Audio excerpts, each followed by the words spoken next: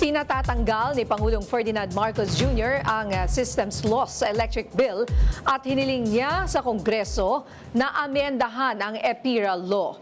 Live mula sa Batasang Pambansa, may umarangkadang balita si Willie Delgado Jr.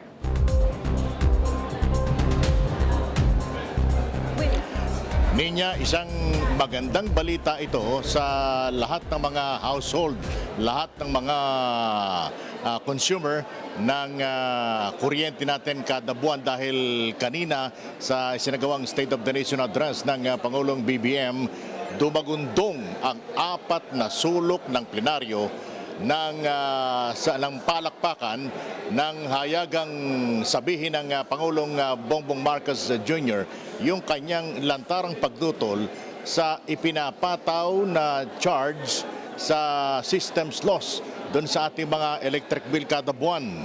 Bago mag-isang oras yung kanyang SONA ay tinutukan ng Pangulo itong systems loss na binabayaran ng publiko. Ito yung systems loss kung saan ay mga nawawalang kuryente mula doon sa power provider natin at yung nawawalang kuryente na yon ay pinapatawa ng kaukulang halaga at ipinapataw sa ating mga consumer. Katwiran ng Pangulo, walang kasalanan ang mga consumer kung sakali mang magkaroon ng systems loss o nawawala yung kuryente nitong nagpo-provide sa atin ng kuryente, kaya hindi marapat na ito ay ipapasan sa taong bayan.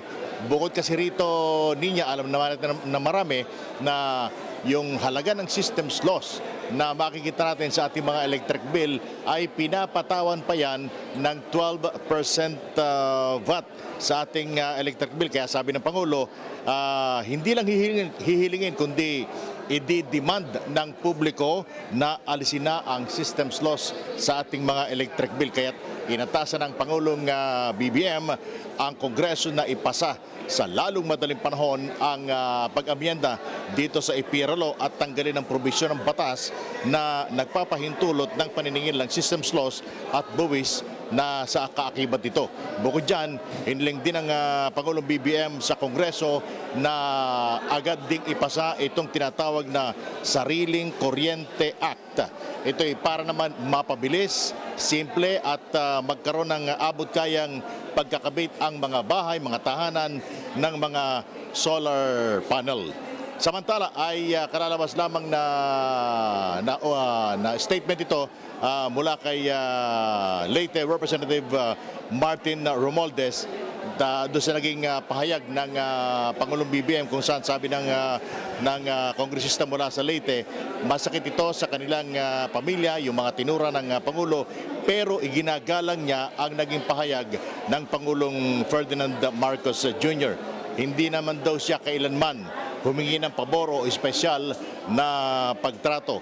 Sang-ayon din siya na gawin ang tama.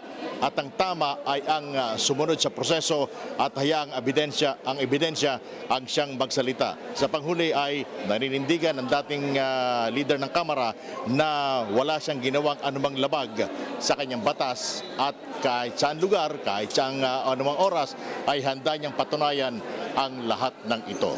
Ninya. Maraming salamat, Willie Delgado Jr.